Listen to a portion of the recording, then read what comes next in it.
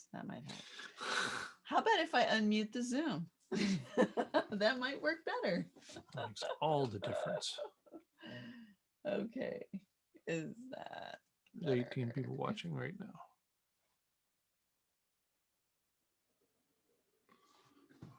That was hilarious. I'm gonna. Okay, yep, I hear it now. That's good. Excellent. But keep that volume down. All right. Just gonna turn it off. Woo! All right, good. We've got sound. We have liftoff. Welcome, everyone. I see boiled rope lampposts. That is an awesome name. I love it. All right. We're just working out the kinks here a little bit. And, There are currently 28 people watching. Fantastic. So let's wait another minute or two. Sure. Yep. We're here on this wonderful Sunday. It's a little crisp outside. The wind's blowing about 80 miles an hour. It sure sounds like it. It's just whistling out there. Yeah. Guy and I have been packing all morning and getting ready for our big move. So this is a nice opportunity for us to sit down and relax a little bit and say hi to everybody. We got, oh, look at all the people who are coming on. We got Dan, Mark Costons and David Lutz and Rob Rees. And yes, we're still in Florida. Benji Payne, and somebody's message is held for review. Let's see, what's this? Let's see. Oh, it doesn't show it to me. Oh, I see. That one. Yes, that's fine. Let's see. Arcadius, Joanne, Terry McNeil, welcome. Kivo. That's Mr. Hester. That's Mr. Hester. San Diego Pete. I think. It might be. I don't know. I don't know that Kevin Hester would be so aware of Arnold Palmer Invitational. I don't think Kevin's into that sort of thing. Oh, it's Beth. Oh, that's hilarious. No. Daniel is Beth. Oh, so much confusion. Yes, mud season and maple sugaring. Yes. Has begun in Vermont. March. Tim Bob. Mark, are you admitting that you're Tim Bob? He goes by Tim now, by the way. Right. No Bob.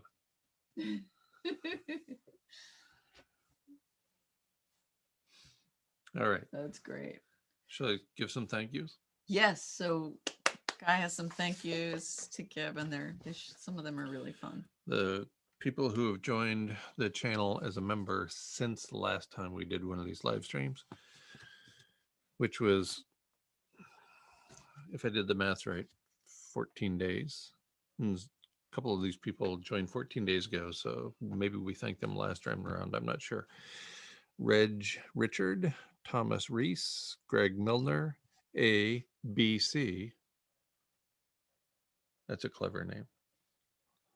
Just barely ahead of B, C, D.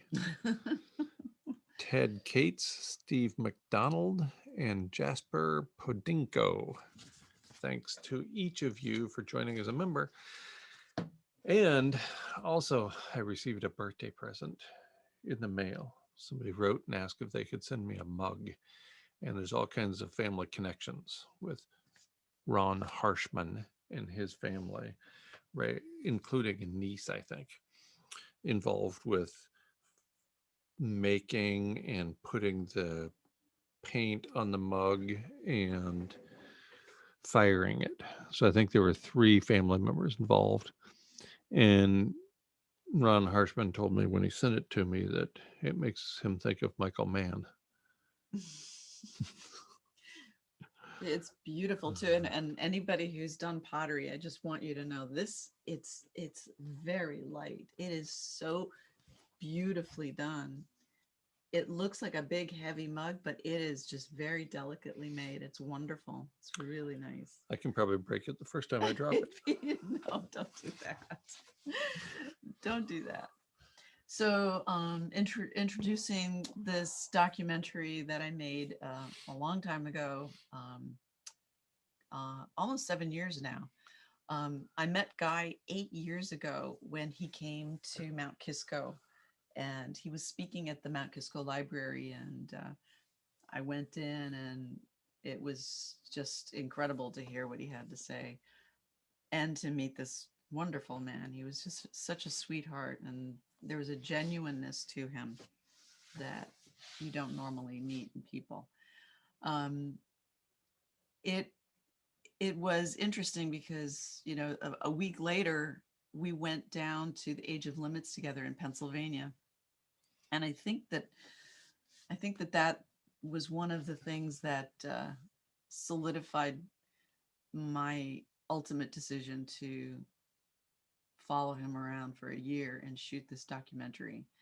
Um, it was just incredible to be around so many different people with so many different perspectives and to hear him put things out there that no one was talking about. And to this day, most people still, not only do they not talk about it, they fight him on it. And we're all, everybody in this on this feed now, and people in this group are, I think, are really aware that much of what Guy has spoken of is either has come to pass or is definitely coming. I mean, it's disheartening to see that we can't wrap our heads around it, and nobody else really wants to prep in the way that we should be prepping. And we're not talking about canned peaches in a bunker.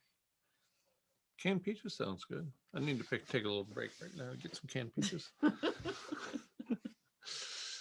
Yes, not in that kind of way, which was Yeah. the intent of the Age of Limits conference, was to point out that we have reached our limits and that we need to start prepping bunker style for the future. And given the inordinate number of self-reinforcing feedback loops that are behind us already, and remember, it only takes one before climate change becomes irreversible. And then in their September 2019 report, the IPCC admits that climate change is irreversible because of the warming of the oceans. And yet people continue to argue with me about the irreversibility and how we have to do something to fix this. And clearly it's not fixable at the level of society. Where it is fixable is between your own ears and in your own heart. And that's where I've been encouraging people to work for the last several years. I think dating back to June 20th, 2012, to be exact, when I posted the essay We're Done at GuyMcPherson.com. Mm-hmm, mm-hmm, mm-hmm. It's interesting because shortly thereafter, I went on a speaking tour in New Zealand, and I never mentioned irreversibility because I had one of those moments of cognitive dissonance, and also probably the desire to tell people what they want to hear. So I didn't talk about those self-reinforcing feedback loops until the next speaking tour after that essay, which those days the speaking tours came along quite frequently. Not so much anymore. Mm. Well, I can't blame you for that. I mean, it's our human nature to want to do things and say things that make people like us. Mm-hmm. And it's actually instinctive. We evolved that way. We're social beings. We want people to like us because then we have more fun, and we get along, and things work out really well. So when you're saying things that people don't like, even though they're the truth, and like some of our astronomers or early astronomers said things that the Catholic Church didn't like. they didn't have a very good outcome. And I think you're not having your tongue ripped out of your mouth. You're not being burnt at the stake or locked in a tower. It's But not over yet. Don't write me off so fast. But you have an inkling of what that feels like to have been, bad mouthed and for sharing something that's not. I can't move any closer to her. The chairs are in the way. Just come this way. No, we're centered there now. Yeah, I know, but people want us to be closer to each other so there's not this dead air between our ears. Not over here. Oh. I'll just sit on his lap. You can sit on my lap. Anyway, so what do you think? Should we start this thing? Let's start this thing. Let's get it started. We're gonna stop it at a couple of places. Yes. Hold your questions for the end. Only because it's hard for us to watch, comment, and answer your questions all at the same time. We'll try, but we won't be able to do that 100% capacity. So if you have any, big questions or any burning questions, save them for the end, and then we will address them after you type them after the movie's over. Okay. And it's only 30 minutes, and we're probably going to interrupt for at most 10 minutes. So hang in there. Yes. All right. I hope you get your popcorn. All right. Now, wait. Let's make sure this works. So let's play it, and then somebody gives a thumbs up or an "it's working" in the comment field so that we know it's working. Yeah, definitely. No, wait, I can just go there myself, I can do that. Just go where? Oh, yeah, of course. All right. Here we go, folks. Go, make it go. Can you still hear me? Go, make it go. Wait, I just want to make sure they can still hear us.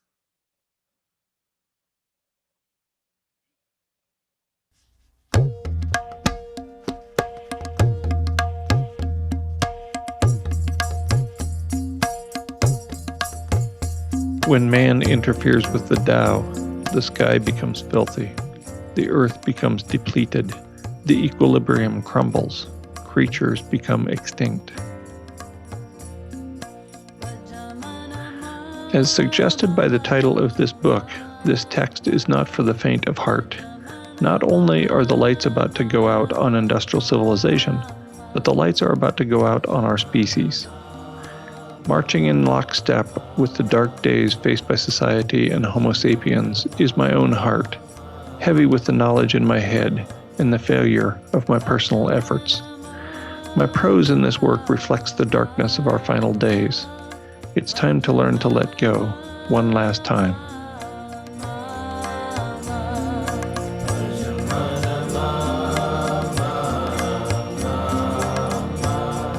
My name is Pauline, and I've known for a long time that collapse was coming.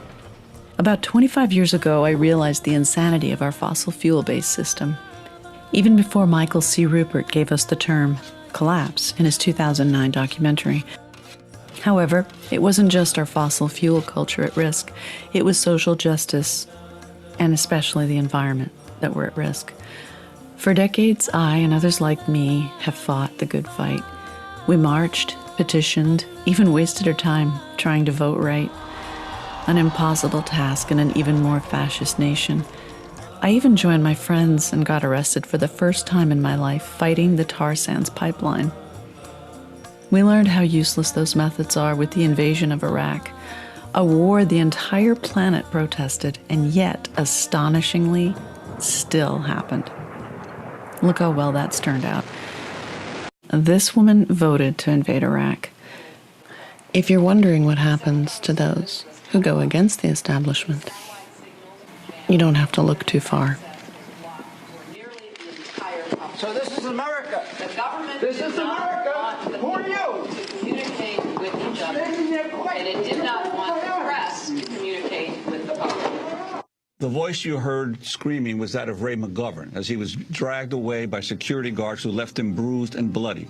He was then arrested. McGovern is a former Army intelligence officer and a 27-year veteran of the CIA. He was one of the CIA's daily briefers for President George H.W. Bush. He has since become a vocal critic of U.S. foreign policy. So I just wanted to pause the film here for a second and talk about Ray McGovern a little bit. As somebody that Guy has actually met. I met Ray outside of Amsterdam at a conference, a hacker conference in, oh my goodness, I don't remember when that was. 2014. 2014? Yeah. 2015? Okay. And I'd been there for about 5 minutes and sat down and ate a meal with him. And I think there were 3 or 4 other people. And in that very short period of time, basically after we said hello to each other, Ray McGovern said something like, I'm going to paraphrase for him and me because it's been a long time. He said something about he thinks most Americans now know that the CIA was behind the assassination of John Kennedy. And I told him I didn't think that was true because I didn't think 1% of the people in the United States knew that the federal government was found guilty in a court of law of assassinating Martin Luther King Jr. And the woman sitting beside him was an FBI whistleblower. And she said, really? And that made the case right there. She didn't even know that the federal government was found guilty in a court of law of assassinating Martin Luther King. And Ray McGovern stopped drawing paychecks from the CIA at the age of 49. He prepared the daily intelligence brief for George Herbert Walker Bush and had some fascinating things to say about what was going on behind the scenes in the US government. He later served as a guest on the Nature Bat's Last radio show, and he's just an unbelievably decent human being that seems to be one of the more honest people on earth. Great. All right, we'll keep going. We are merely resources for the monsters to use as soldiers, workers, consumers, slaves, and fuel in their games of power and conquest. These monsters, they have drones and puppet leaders, and they aren't afraid to use them. They will stop at nothing to take everything. Even if it's nailed down in the bosom of the earth, they will tear out the heart of earth for a single day of power. The only way to beat these monsters is to starve them. If enough of us stopped feeding the monsters, there might be hope for us. At least that's what I thought. And believing in hope, I embarked on a noble quest and worked to learn everything I could to prepare my family for this collapse that I was certain, and still am certain, is coming. I joined a transition town hub, and we inspired others to start their own transition towns.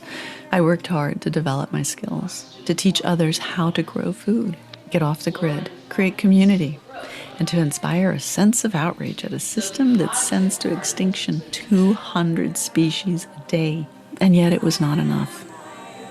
Like others across the country discovering that it's illegal to grow food in their own front yards, I also found out I was on the wrong side of my neighborhood street. I couldn't keep my 4 chickens. Neighbors and town code put an end to that. Sadly, the taste of bitter failure fills my mouth and my heart. A sustainable community has proven to be the hardest thing to build. The small handful of people who recognize that a techno-fantasy cure is not going to fix our situation are just not enough to turn this Titanic around and avoid the iceberg. Sadly, we've already hit the iceberg. The hull is breached, and now not only are we sinking, but the iceberg is melting too, and alarmingly fast. Climate change rears her tragic, terrifying head. And yet, even after this abject failure of mine to inspire a thoughtful revolution to starve the monsters who murder us, I held hope that despite the roadblocks in my own community, I could at least help my family and friends through the bottleneck that's coming. But then I met the doctor, and everything changed. In the spring of 2013, my transition town crew and I were planning on attending the much-anticipated Age of Limits conference in Pennsylvania. Many of our favorite thinkers would be present, speaking on collapse, sustainability, resiliency, and, most importantly, community. And someone who wanted to hitch a ride there with us was Dr. Guy McPherson, renowned evolutionary biologist and ecologist, professor emeritus at the University of Arizona, and climate change lecturer. I didn't actually know anything about Dr. Guy McPherson, so I needed to catch up. Since we don't have a durable set of living arrangements, what we require in this country to maintain an empire in decline is obedience at home, and this is in Alabama, and oppression abroad. If economic collapse doesn't come this year, and I don't know that it will, and I don't know that it won't, it's coming. Energy decline assures it. We cannot sustain the unsustainable indefinitely. So I would encourage you to pursue something like the Transition Town movement. And history has always been kind to travelers in any sort of environment. If you show up in Marquette, say, 5-10 years from now, you will be revered as a local hero. You came all the way from Muskegon? What's it like down there? We don't have the internet anymore. We don't have television. Tell us what it's like down there. They'll feed you. They'll put you in a bed. Life will be good. I mean, look at how happy these people are traveling. These people are walking. Look how happy they are. They're all smiling. The people on horses, happy as can be. They don't need cars, airplanes, none of that crap.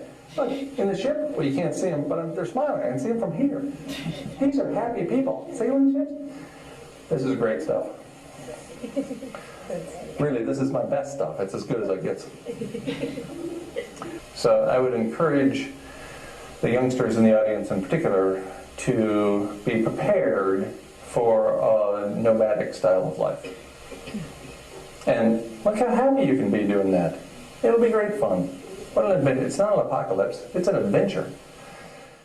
The message he brought to my neighboring town was a bit different and left many of us stunned. So we just want to mention a little bit.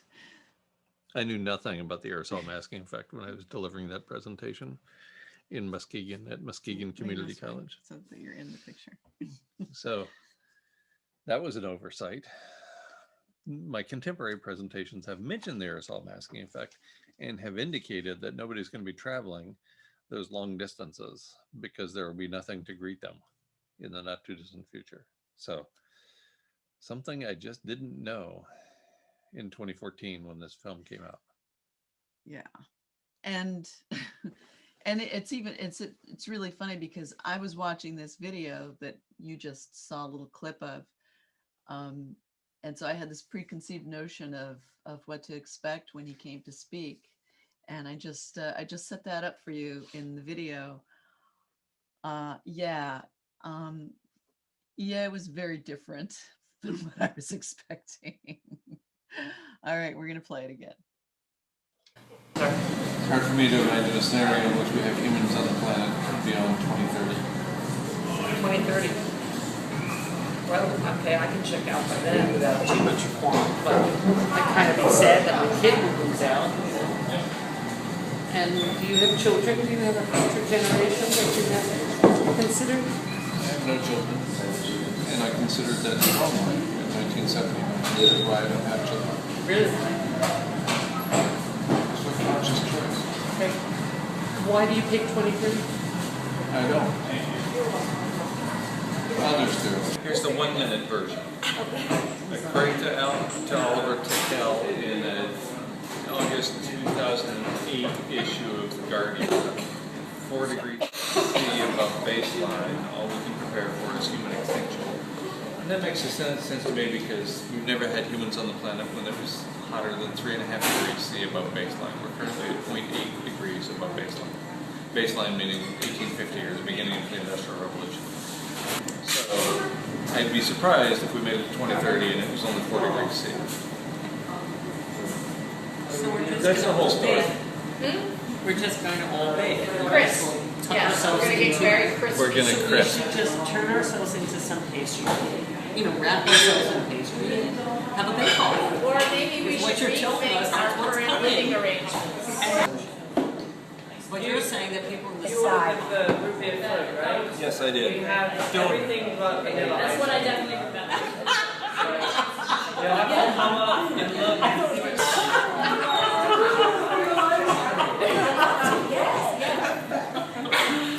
Oh, boy.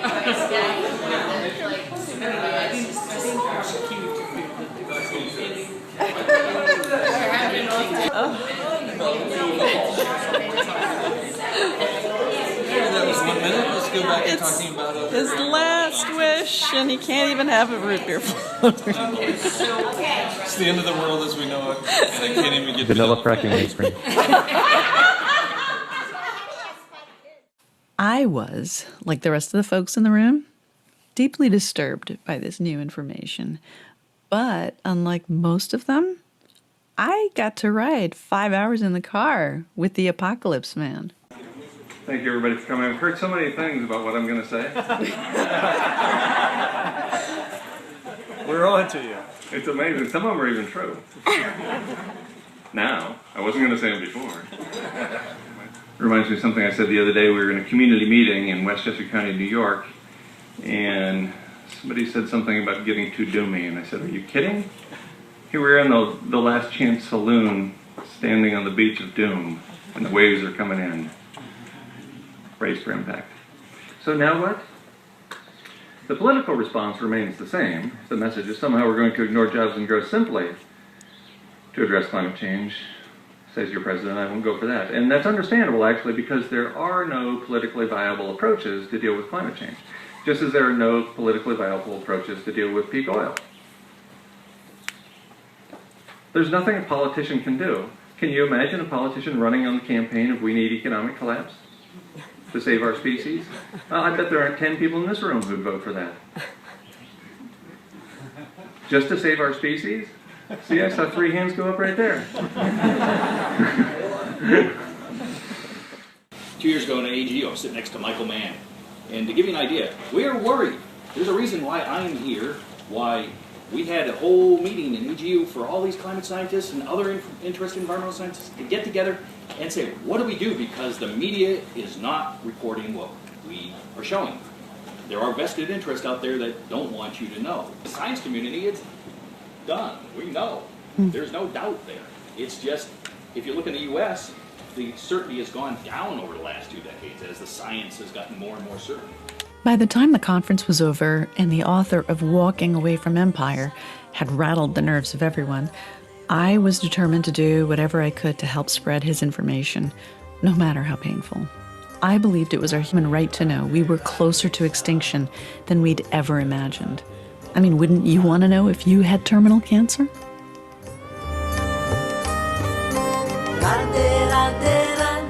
I mentioned earlier I'd gotten arrested for the first time in my life protesting the tar sands pipeline.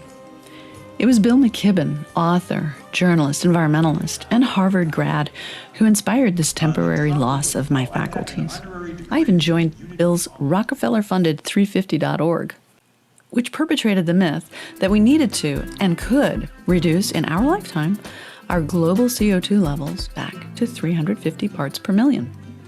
This myth was based on an abstract by famed climate scientist James Hansen. For various reasons, we had estimated a few years ago that the target atmospheric CO2, if we wanted to preserve a planet that looks like the one that has existed during the last 10,000 years, then we had better try to keep CO2 less than 350 parts per million. The numbers are cooked into the system, and that's according to the refereed journal literature, the gold standard of science. But the myth continues.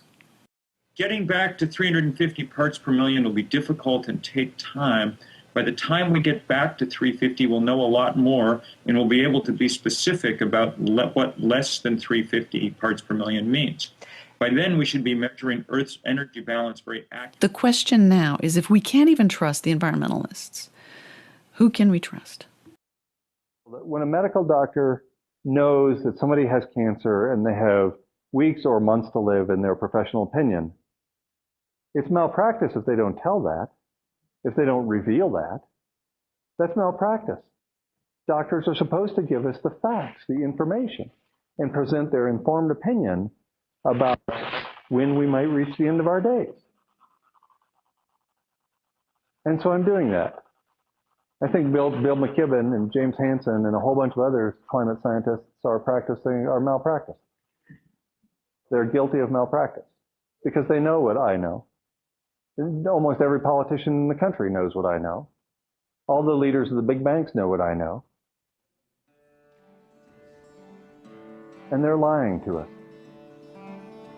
Maybe there's only one thing to do. Just keep on doing what makes sense to each of us. Wrong or right, it makes no difference anymore. But do it knowing the truth. Making this documentary made sense to me. I had to tell people about the malpractice they were being subjected to.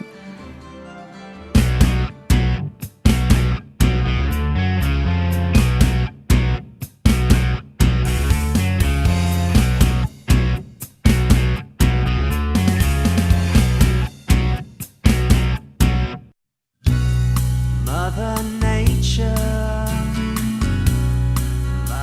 Nature, she's gonna get you. Yeah, she's gonna get you. Mother Nature, she's grown to hate you, and she's gonna get you. Gonna get you, you betcha.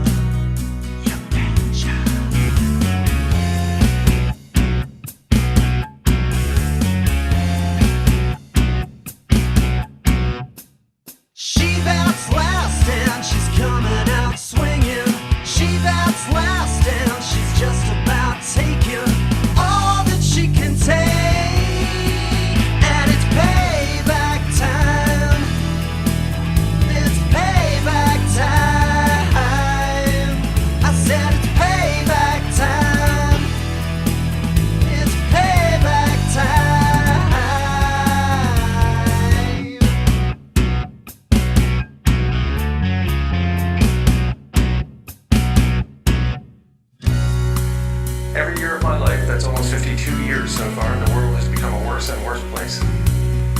Every year we have polluted more water than the year before. Every year there's been less clean air than there was the year before that. Every year there are fewer species on the planet than the year before that. We're driving 200 species a day into extinction. We're about to see that turn around. The living planet is about to make a comeback. And that's really, really good news. She bats last and she's coming out swinging. She bats last and she's just about taking all that she can take. And it's payback time. It's payback time. I said it's payback time. It's payback time. For the strip mine plan, for the poison seas, for the acid rain, for another dead species, for GMO, for uranium ore, for screwing your kids for a few dollars more. Now it's payback time. It's payback time.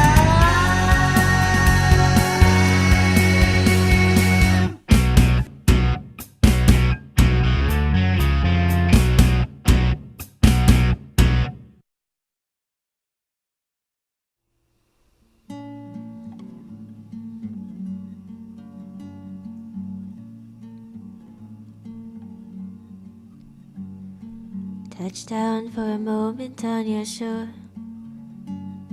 You never know that truth can be so close, but But then it's everything and suddenly you know, and everything's so cold and no one wants to hear it. No one wants to get near it. No one wants to be alive. This other life, this other way of living, this other depth, this balanced sense of giving. And truth I've tried, truth I've tried. I've tried to be your eyes, tried to be your eyes.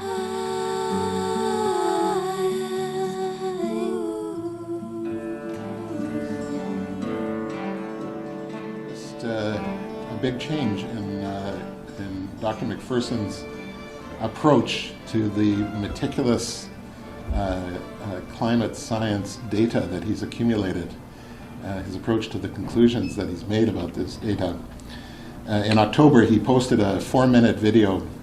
You know, he has come to the conclusion that we're basically done for, that the climate is basically going to kill us in not too long time. And he's now relating to the whole planet as if we are in a hospice situation, that the human race is dying, and we ought to do with our remaining time that which is extremely wholesome, that which is kind, that which is creative, and that which generates love. And that knocked me out. I thought that was fantastic. So here's Dr. Guy McPherson, our guest from Arizona. So I'm going to read just a couple of chapters from Going Dark, my latest book.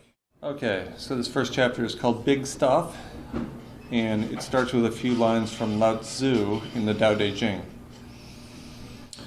When man interferes with the Tao, the sky becomes filthy, the earth becomes depleted, the equilibrium crumbles, creatures become extinct. Shortly after the arrival of the 21st century, I realized we were putting the finishing touches on our own extinction, with the shindig probably over within a few decades. During the intervening period, I've seen nothing to sway this belief, and much evidence to reinforce it. Yet the protests, ridicule, and hate mail reach a fervent pitch when I speak or write about the potential for near-term extinction of Homo sapiens. I hear how we're different, we're special, we're too intelligent, we'll find a way out, we always do. We're humans, and therefore animals. Like all life, we're special. Like all organisms, we're susceptible to overshoot. Like all organisms, we will experience population decline after overshoot. Given our tremendous ability to abuse our tremendous power, we will not only drive other species to extinction, but instead will take ourselves into the darkest of existential nights. I'm Pauline Schneider. I'm a documentarian. I have a very short question. How long does it actually take to decommission a nuclear power plant? Well, I mean, I've heard 2 decades. well, there is. I mean, the time it takes is how much money they have to tear it apart and dispose of the material, which is years certainly. Nuclear power plants are allowed to begin the decommissioning process decades after the plant is shut down. They are allowed under NRC rules some time to do it. So in principle, it can take upwards of 60 years or more to do it. I mean, that's not active decommissioning. That is the time between the end of the license until they are required essentially to have it fully decommissioned, basically. I mean, actual decommissioning takes years. Approach. Remember, Tim Garrett wrote 7 years ago that only collapse of the set of living arrangements gives us any hope at all of persisting into the future. That's because civilization is a heat engine, and Tim Garrett knew that his civilization is a heat engine. If we're going to maintain civilization, it's going to produce a bunch of heat.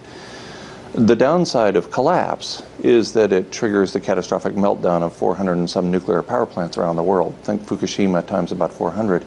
And so that could be severely problematic. I'd like to think that there's a way out. I don't think it's a good idea for humans to go extinct, much less the 200 species we're driving to extinction every day. If we can find a way to get out of this mess, I'm a huge fan. I just don't see it in the data and in the projections at this point. We have just 30 seconds left. Advice, thoughts, hospice? My advice is to be here now, to focus on the now, because this is what we have. And I suspect if you live to be 100, and maybe we all will, then still when you look back at your life, you're going to remember a few moments. The moments are what we have. So let's create those fantastic, joy-filled, joyful moments. Let's be here now with the ones we're with. Let's treat the living planet and other human beings with decency and respect, and maybe treat ourselves with a little dignity, because no matter how this turns out, I don't think that's bad advice. Professor Guy McPherson, thank you.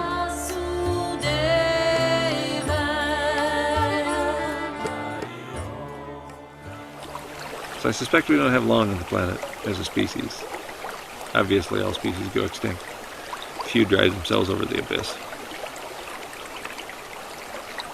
We're number one. So what advice would I give to somebody who's interested in walking away? Well, if that's what you love, if that's what you want to try to do, then sure. I wish I hadn't done it myself, because I've missed out on 5 years of close interactions with inmates and honor students doing the work I loved. Not recognizing how difficult it would be, mostly existentially,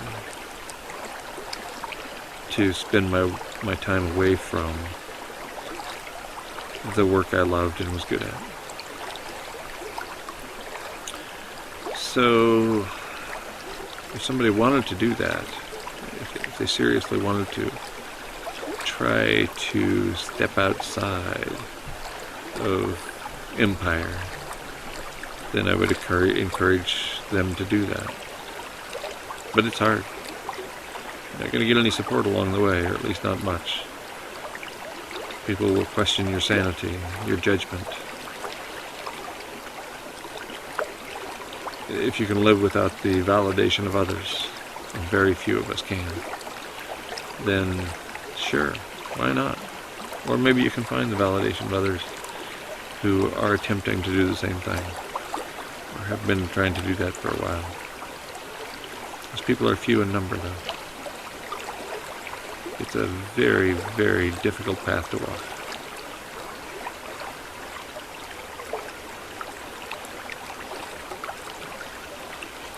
But hey, it's different.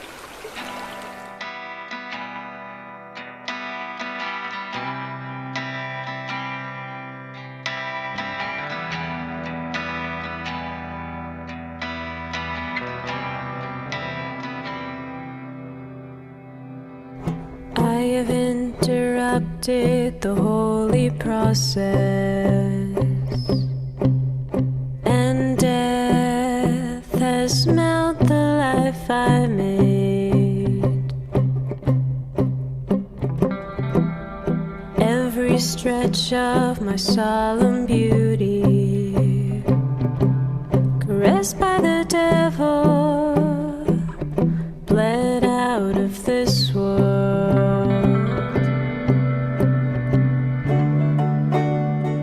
I have killed God.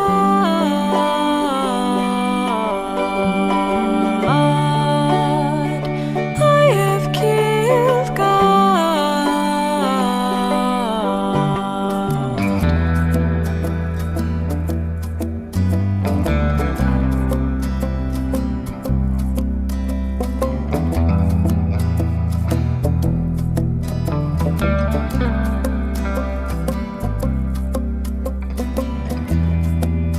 Now stripped of my divinity, I see it is all that was holy.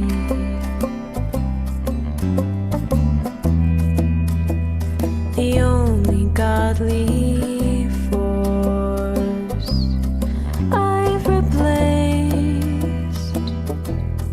with pornography.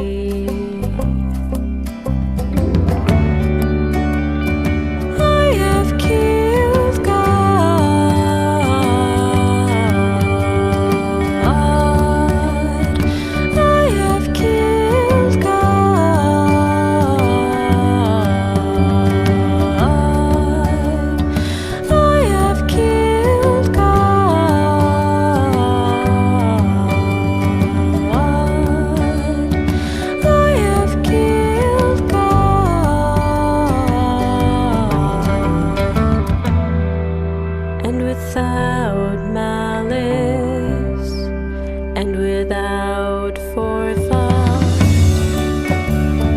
I have killed God.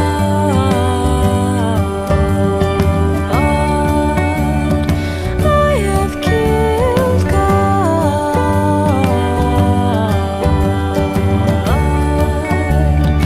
I have killed God.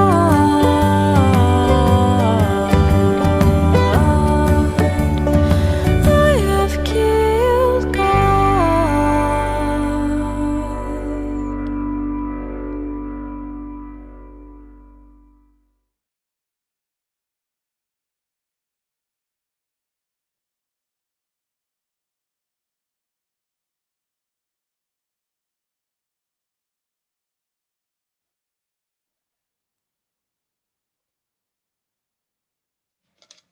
And we're back.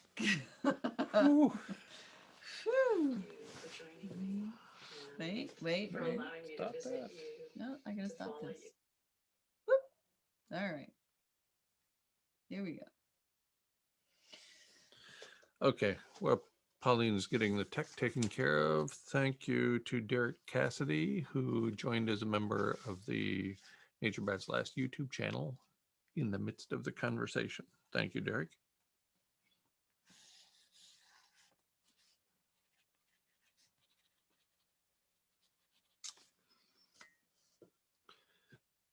You wanted to say something. So that was my daughter singing at the end there. Can you hear us again? The volume's back up. Is it all right? I know that somebody was saying the video volume was a lot louder than our Zoom volume. Volume audio, it's always so sketchy and weird. But she is now, after several iterations of different bands, she now has been writing and producing music with her current band called Locate S1. And she had her most recent album is Personalia. And I just love it. I love that album. It's incredible. It's really good. It's a lot of fun. When I'm depressed, I turn it on and I just work and bounce on my ball chair here. So. And she's engaged to Kevin Barnes, founder and lead singer of Montreal. And in fact, on his most recent album, You're So Fun, they collaborated on several songs together, and it's really a wonderful album. And one of my favorite songs on there is his I Don't Want to Die in America. Please don't let me die in America. It's a very funny song. Very cool. So, one of I don't know if you noticed at the end there, I dedicated the film to Michael C. Rupert, who killed himself when we were on our way back from Canada. We had gone up to Canada and we met Paul Beckwith up there, and shot something in Rhode Island on the way back. And Michael was trying to get in touch with Guy and talked to him on the phone briefly the day before. Right.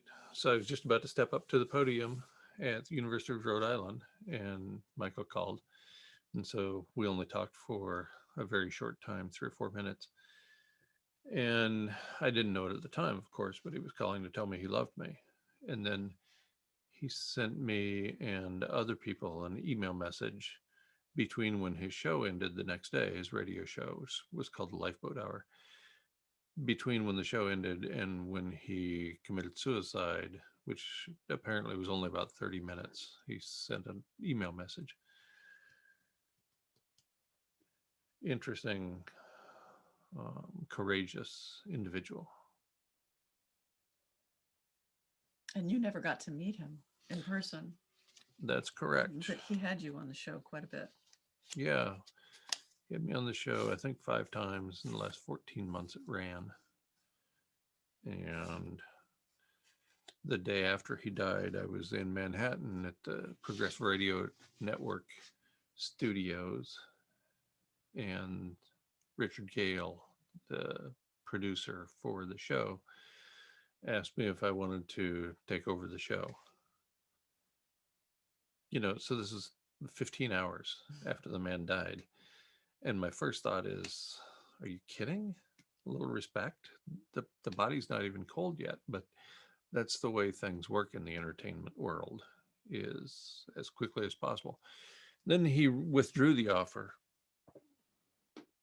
just a few minutes later because he realized that Carolyn Baker, who had co-hosted the show several times, would not be willing to give up the show.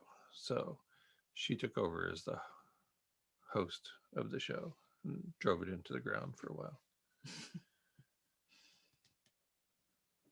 Thank you to, can you pronounce that for me? I can't say where, which one? Oh, Goran Helberg. Right, Did I what say she it said. right? Goran Helberg. Goran Helberg. Thank you very Love much it. for your donation. Apples for the teacher. That's so sweet. Yes, he was that man who lived on his own, but it wasn't a trailer park.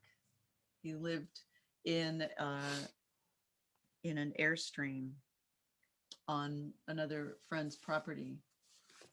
A guy named Jack Martin, who, thanks to my friend Paul Marcotte, I had an opportunity to meet. Paul was driving for me on a tour somewhere in Northern California, and we were going to go right past Jack Martin's property. So Paul set up a time that we could stop, and so we hung out with him for about an hour and talked about Michael and his last actions that we were aware of. Had a nice conversation considering the circumstances for about an hour, and then got back on our way. And I just want to address something someone in this thread here is saying, that Paul Beckwith lies about being married and being a father. I can assure you he is a father and that he is married.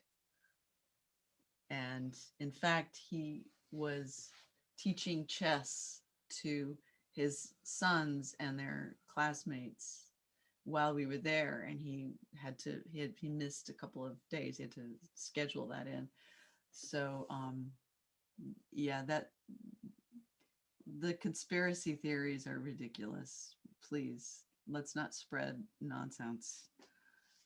If you don't know things, don't share what you don't know, or share what you think you know. So moving right along. So somebody asked what happened to Lifeboat Hour radio show, and it was taken over by Carolyn Baker, and she got irritated enough with the people who are working for almost no money at all, Lifeboat Hour. So she took it to another network. I don't recall the name of that one. And she didn't last long there before she became disenfranchised with the people working there too. And so it's gone. Is it? I didn't I don't even know realize if, that. I don't know if they run old episodes, but it's been Yeah. gone for years. I think PRN might still run the archived. Yeah, maybe. Obviously, because those Because are, they're well received, they're still Yeah. listened to a Right. lot. Right. So yeah, probably they're still playing them. Thank you, Jimmy John.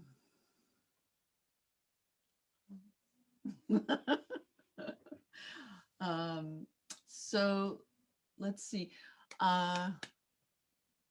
We traveled quite a bit, and I don't know if you noticed in the credits that I have a Sherpa who was helping me, and it was Sherpa Guy. Which is the Sherpa conventional Guy. pronunciation of Guy Right. in every other place in the world, which makes sense because it's short for Guillaume, the French version of William. And Jimmy John asked what happened to Mike Sleva a couple of times. And I don't know. After he became prominent in the defamation campaign against me, he then blocked me on all social media. So I don't know what happened to him. I don't know if he is still living a mile up the road in a lifestyle that I introduced him to, or if he's back in the Phoenix metropolitan area living with his parents again. I don't have the slightest idea. And personally, I couldn't care less. Somebody asks if Ray McGovern has been asked to be on the radio show, on the NBL show. He has been interviewed. Guy, you had him, and when Sleva was on the show with you, right? Yes, but I did that particular show solo. Okay. I was in Chico, California, between presentations. I remember Mimi Riley found a room for me, a quiet place where I could go and do the interview with Ray. And so that must have been 5 years ago anyway, something like that. And Mimi Riley, we just had on the show this past Tuesday. Right. And that was a great conversation.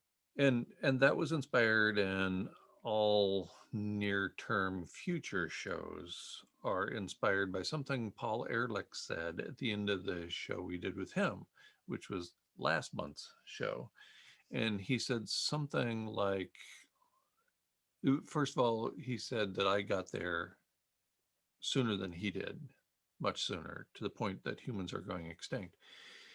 And he said he agreed that there's nothing left to do except educate people.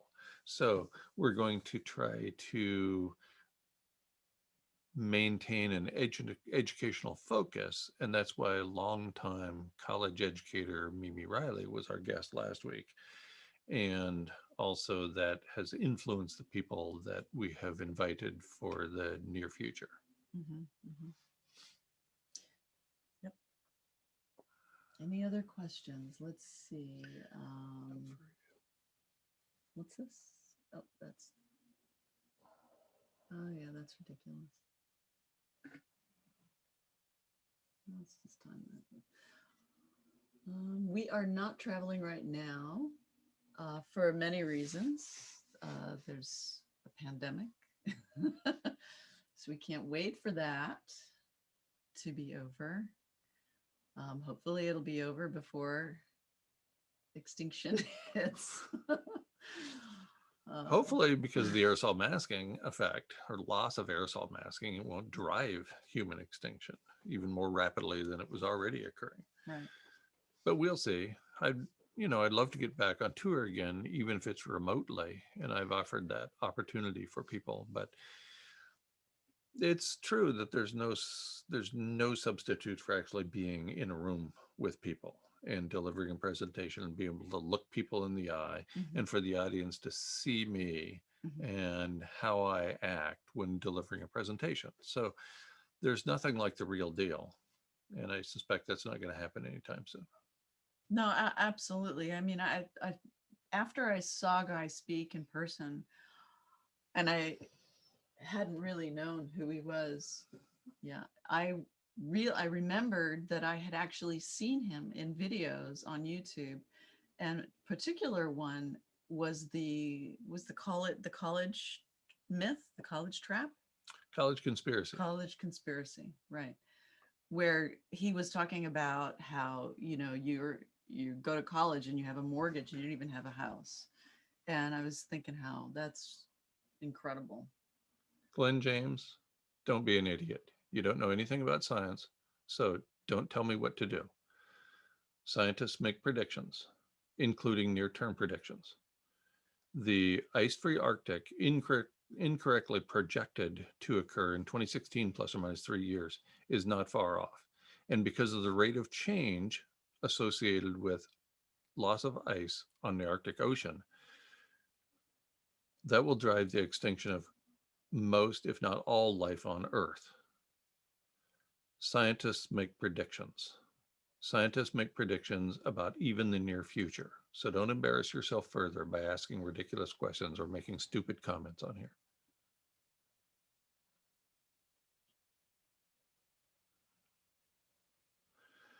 Derek, you can arrange a virtual tour for San Diego by finding people who are interested in watching me deliver a presentation. Then I'll just deliver one, set a time up and establish a Zoom connection. And I will deliver a presentation of any length you want and then have Q&A to follow. and you can have some people be in a room together or not, however you want to do it on your end. It doesn't matter to me. And I'll deliver a presentation of anywhere between 15 and 55 minutes. Beyond that, people start to nod off or wander off, depending upon the proximity to their screen. So just set it up, provide enough advance notice that you can give advance notice to anybody who's interested in the San Diego area, and we'll make it happen. And we can I definitely. I never charge for my presentations. The best case scenario, back when I was touring a lot, I would manage to get enough donations to almost cover my expenses. I've never made any money doing this. And if you want to do a Zoom, I'll show up for free, as I always have. Yeah, Zooming right now would be like the most incredible, ideal way of doing this. When I lived in Katona, well, that was pre-Zoom, but we Skyped Guy into the Katona library, and he did a Q&A there. I forget did we watch this documentary and then you came in, or did we just have you do a presentation? I don't remember. What I remember most is I answered a question and then I talked to you and I didn't know I was still on the air. Oh, right. So that everybody could see. And he so was saying nasty comments about people's stupid questions. which seemed But I like, thought there were no such thing as stupid questions. yeah, there are. Look, I've seen a few already across the screen here. I've seen some stupid comments in there. I've had to put a couple people in the timeout, so no, you better be good. Like, pandemic, really? You idiot. You really think this pandemic was planned? By whom? For what? Do you think these people don't know about the aerosol masking effect? I think they probably do. Nobody is planning a pandemic so that we can reduce the human population of Earth. That triggers loss of aerosol masking and the loss, therefore, of all life on Earth. You think the powers that be want to do that? You think those sociopaths running this, pulling the strings of empire, aren't doing just fine the way it is? So they want to change the set of living arrangements? You're so beautiful when you're angry. So much stupid, so little time. I know, it's true. Yeah, so it took a lot of work and time to make this documentary, and a lot of my own personal money went into it. There were a few donations which helped, but you never get back. Anybody who does a documentary knows that they've got to get the money first before they can start shooting it. But we were going extinct, so there wasn't any time to wait for that. So I invested my own money into it, and it was, it's expensive to travel and to buy equipment and to take that time away from your family. So I had to, I left my youngest home with friends to, everyone who stayed at home was just helping me so much. It was truly a work of love. What's up? You see something good? You want it? Joe, you don't need to worry about me selling out. There's nobody buying, for one thing. I couldn't get a job as a janitor in the public school system because of what's been done to me. So you don't need to worry about me selling out. I will continue till the end, making no money. Apparently he sold out to me.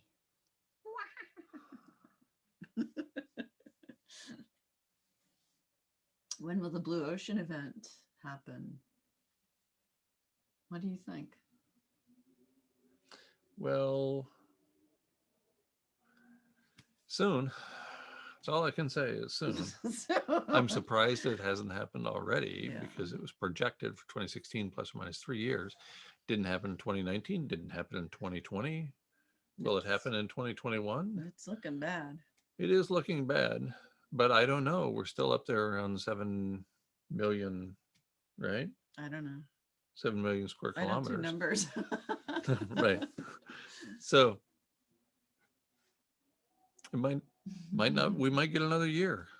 And then of course, the first year with an ice free Arctic, it probably would be only for a few days or a couple of weeks at the end of the melt season, and then the refreeze would come.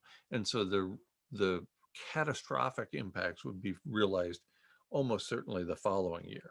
So say, for example, we have an ice free Arctic this year, and I'm not saying we will, but if we do, then next year is when major crop failures will probably accelerate. Well, that's already occurring.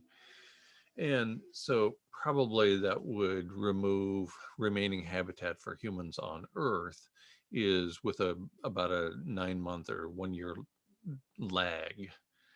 So it's hard to say, but time is short, and that's only one of several means by which we can go extinct. You know, there's refereed journal article indicating that we're headed for conditions like the Pliocene as early as 2030. That paper uses the representative concentration pathways of the IPCC, the Intergovernmental Panel on Climate Change, and therefore it ignores dozens of self-reinforcing feedback loops and the aerosol masking effect. So that does not bode well. In other words, we could be headed for the Pliocene much sooner than 2030, Pliocene style conditions. Remember, people are already dying all around the planet, according to a paper in Science Advances. Sorry, I don't have the citations right here in front of me, but I've given them all at guymcpherson.com a few million times. And there's a paper that indicates we have already exceeded wet bulb conditions required for human survival. So people are dying around the world, primarily in tropical and subtropical regions, as a result of exceeding lethal wet bulb failures, therefore leading to organ failure in human beings. So it's already happening. And this denial, this desire to blame others for it doesn't do any good at all. Yes, we were all born into the settled living arrangements, and we didn't have any choice about that. We didn't get to vote on that. But that doesn't mean we get to blame everybody else, that we get to blame the sociopaths, that we get to blame the governments, that we get to blame the corporations. What good does that do? Why would we blame anybody? Right. Robert, it was actually Jeff Gibbs's Planet of the Humans. Michael Moore produced it, but Jeff Gibbs directed it and basically did the day-to-day operations. And he was interviewed by Kevin Hester and I. Were you there too for that interview? Yeah. On the Nature Bat's last radio show, sometime within the last 8 months. So I don't remember exactly when, but you can go through the archives at the Progressive Radio Network and find that interview. So I thought in general it was well done. I was a little disappointed, but not surprised that they failed to mention the aerosol masking effect, because they didn't know, because that's one of the things that has been unrevealed to most people for a very long period of time. I think it's one of the most important aspects, perhaps the most important aspect of climate change, and certainly of abrupt climate change. And yet you almost never hear anything about it if you aren't looking at the peer-reviewed literature. Filmmaking wise, Jeff got a lot of criticism for sharing old information and old footage as well. And I find that disingenuous, honestly, because there's a lot of old footage out there that has a lot of important information that we need to look at and analyze. And I just don't think it's very fair to dismiss the entire film because he had video from 2012 or 2009 or whatever. It's just kind of goofy. For the people to who was it that is it have a think, right? What is it? Yeah. Just have a think. Yeah. The YouTube channel. Right. That I forget that guy's name. Probably on purpose. Really took Planet of the Humans to task. That's how you can tell it's good. Yeah. Right. And they got they got shut down for a few days for just a few seconds, not even 10, something very short in the film that apparently the person who was featured in that short bit decided they didn't want to be in that after all. And usually what happens is you get a copyright strike. It's not really a strike, but it's like a warning that stops your video from being shown.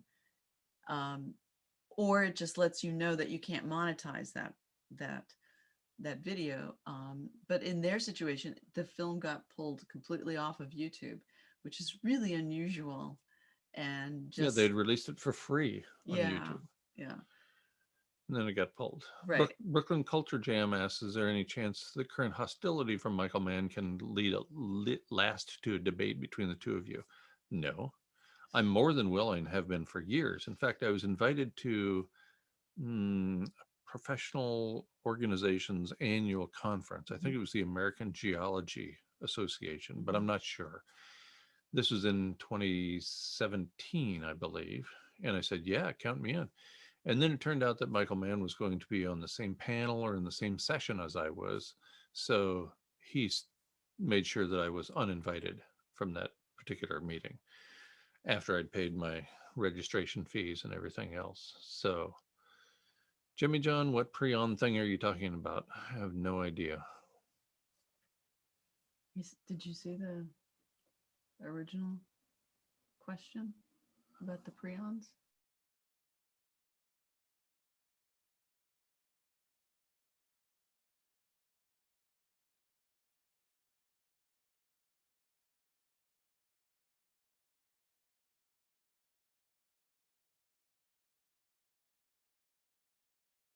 No. Magazine, you read that in some ridiculous place that does not use any evidence, only opinion. So don't come firing at me with that kind of bullshit. I rely upon actual evidence from the peer-reviewed literature. Until you can come back with something like that, I'm not interested. I'm not interested in people's opinions, especially when the opinions are uninformed or when they're influenced by the ability to make money. And when you come up with me with things like Time Magazine and USA Today, that's exactly what we're talking about.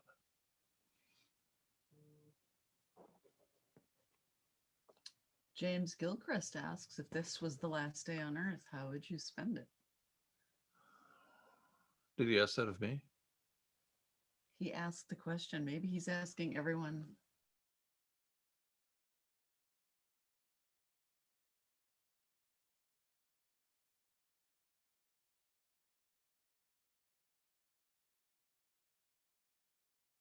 I think he's asking everyone. To the extent we get to choose, right? Right.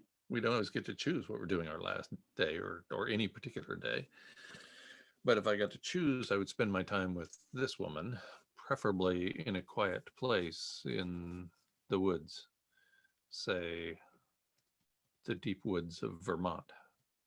Yeah. That would be high on my list of things to do.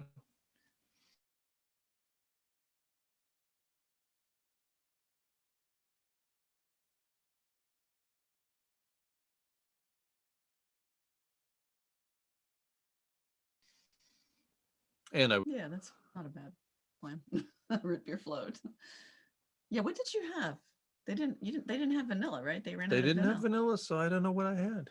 So you had I already answered that. I don't remember. They just had root beer. I think they were all out. I forget. No, they had other ice cream. Yeah, but you didn't buy it. You really? didn't get any. I just had plain root beer? I think you just had root beer. That's weird. Yeah. Yeah. Huh. That was funny. Why is there bias towards answering questions from those who pay to the extent we get to choose? Only people who are members of this channel and therefore paid a whopping 99 cents a month get to comment on these live streams. That's why the people who pay get their questions answered.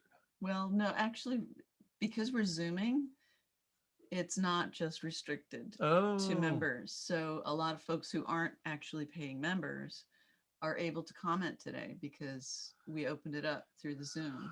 And I'm answering all the questions. I can't tell who's a member and who's not. So I can't tell who's paying when I'm answering the question. Well, people who have the little symbol. What? Oh, people have a symbol by their name. Those are Yeah. the members? Yeah, those are the members. I didn't know that. I was answering all the damn questions. Was I not supposed to answer some questions? 'Cause I think the issue is that a lot of people who are members actually know what questions to ask. And I don't mean to make that sound like people don't know how to ask a decent question, but sometimes people who are involved with Guy's message, they actually have this information. So they're asking more complex, detailed questions to further their understanding about, the science and what's going on. So when we see random comments about pandemic and Paul Beckwith being a liar, we're like, you guys are obviously not members. you can tell if you're important, you will receive a death threat. So I've been important for 20 some years now. Right. Yes. I get death threats all the time, going back a long ways. Right. Right. Okay, so you don't think we're all going to die in 2026? Fine. I don't care what you think. I rely upon evidence and I transmit that evidence to people. Thank you, Adam. So you can think whatever you want, although I can tell there's not a hell of a lot of thinking going on there.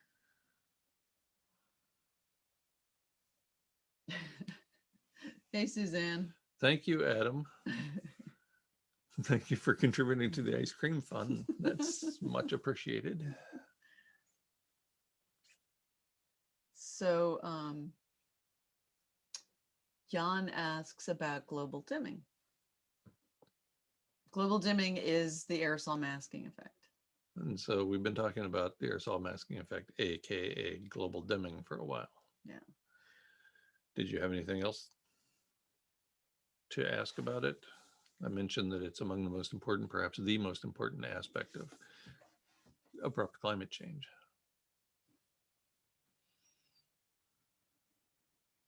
Okay.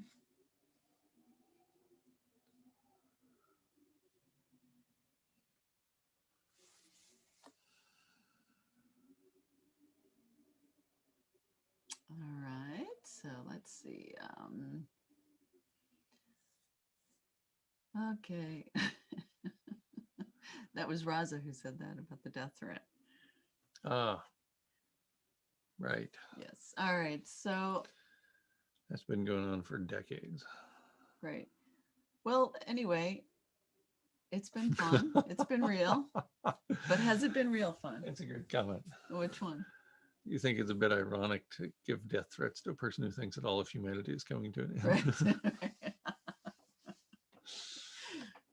It is very ironic, but there's a lot of irony. And Scott asked a question, is the polar ice cap already retreating this year? And it looked like it was doing so. It looks like there was a huge crash, but apparently that was misinformation. That was the data were not available. And so the computer algorithm put out information that was incorrect. So I don't think we can reach that conclusion just yet. Jeffrey says, Guy, I missed some of your, wait, where'd it go? Geez, where'd it go? Oh, older humorous philosophical criticisms of I like the way he spells it, civilization. Oh, yes. Yes, civilization.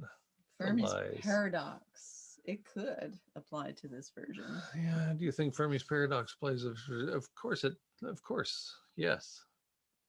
Fermi's paradox definitely could apply.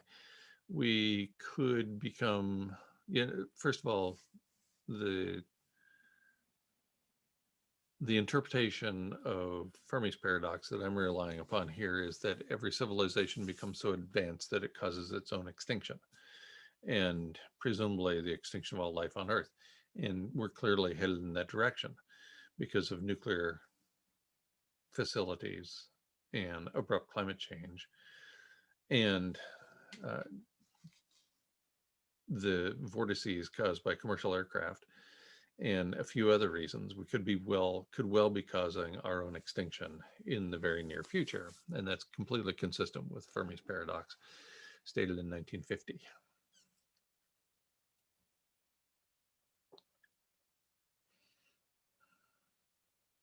So, Okay, and thank you for the information, Jimmy John. I don't know enough about prions I know that they contribute to chronic wasting disease in deer and presumably in other animals. Chronic wasting disease or wasting is the human equivalent is mad cow disease, which technically goes by another name that I can't recall. Alzheimer's? Anyway, it's not all that important. I don't know enough about it to comment further, so I should stop right there before I embarrass myself further. Although that seems to be the general strategy here today. Right. Well, people should have been living more locally anyway. Shoulda, woulda, coulda. But it's too late for that. Right, right. Okay. Oh yes, I'm sure Dane Wigington will answer all your questions. Of course, he promotes the idea that there are these chemtrails out there that originally were designed to kill us and now apparently are designed to save us. So he presents zero evidence that such thing is occurring beyond, oh, look up in the sky. Those are contrails, people. Those are not chemtrails. Okay. Yes, right. Creutzfeldt Jacob. Thank you, Jimmy John. Jesus, nice to have people on here. Or Creutzfeldt Jacob. It's nice to have people on here who either know what's going on in the world or looked it up. I can't really look it up right now. No. We're keeping you off. Well, current thinking on mirrors can be found at the mirrorreflection.com website. Mirror is spelled M-E-E-R. Mirrorreflection.com. Mirror Reflection, all one word. So that's where you need to look for the most recent information. Is it project or just .com? .com. Mirrorreflection.com.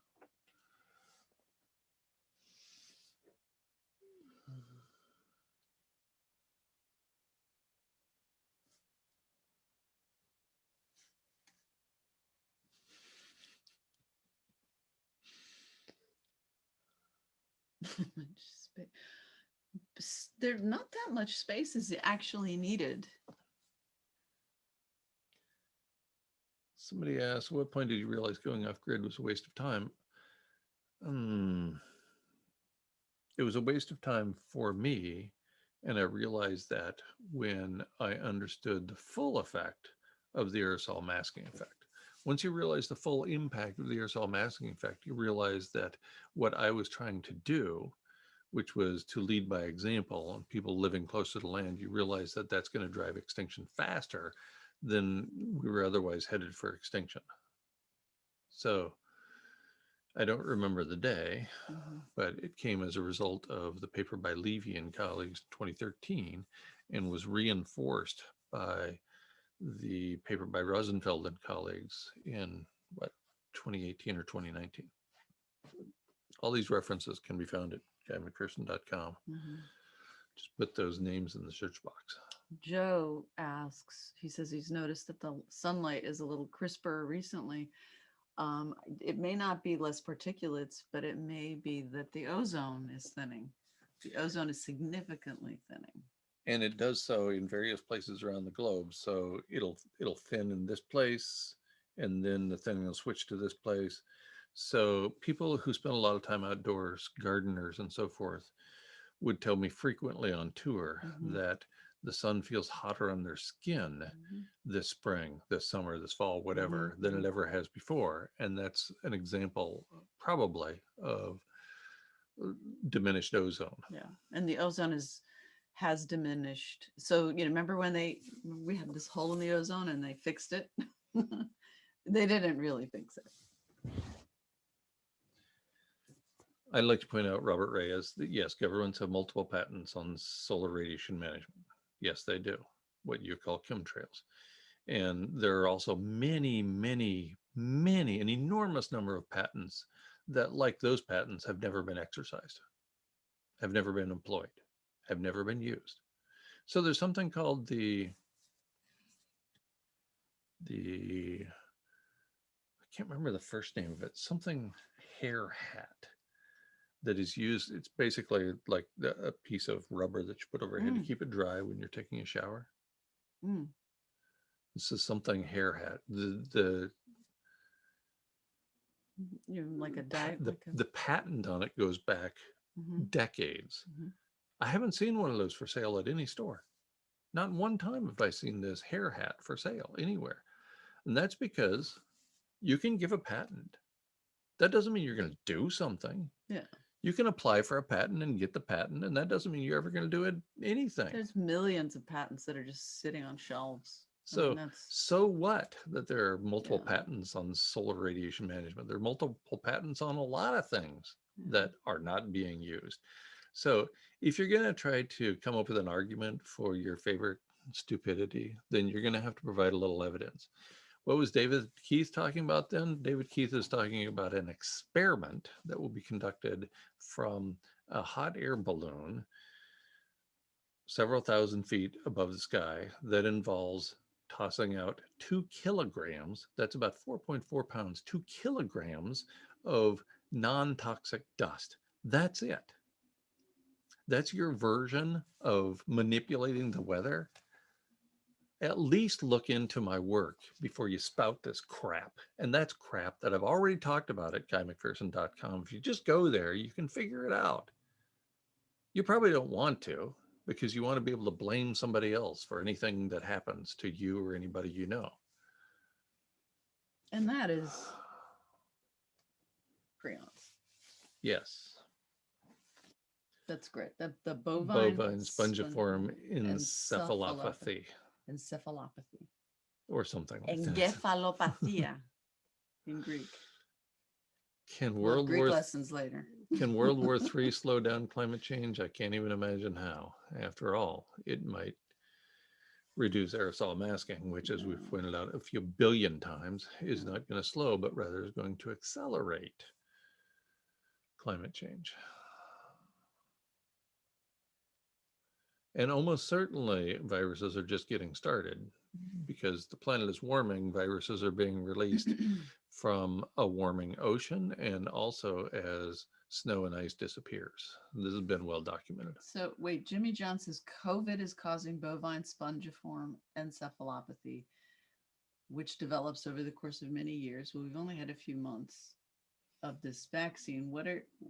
Are you talking about the regular coronavirus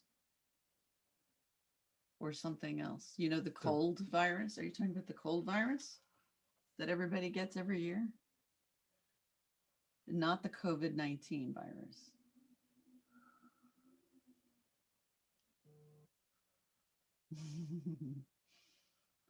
Vicky Zabaras. Is that a Greek name?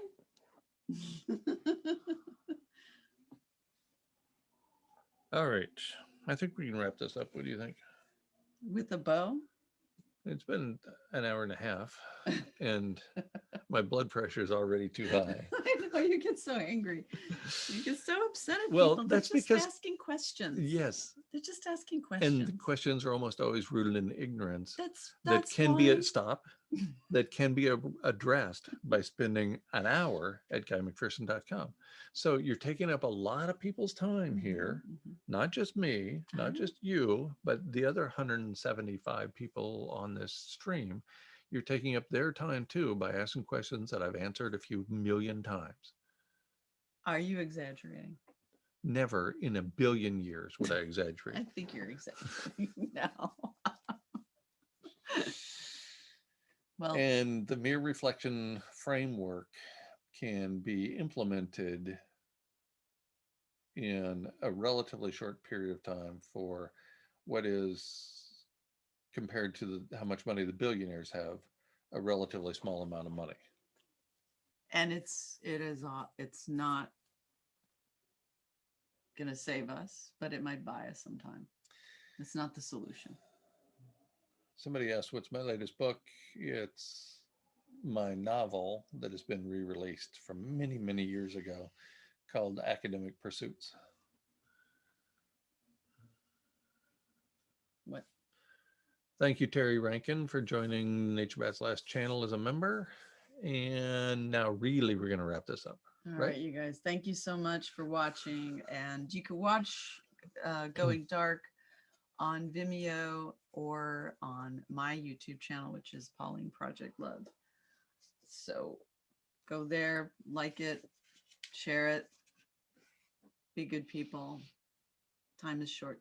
Every day, any day could be your last day. So live like today's your last day, but as if you have a year or more. And then you will live with a decent perspective. Take care, everyone. Don't live as if today's your last day by going around saying, I'm going to die, I'm going to die. Or by That's the bad approach. By taking revenge on everyone who's done you wrong in your life. Oh, that would be, I don't know, that could be interesting. Thank you all for tuning in. We'll see you in a week or two with the next version of a live stream. Take care, everybody.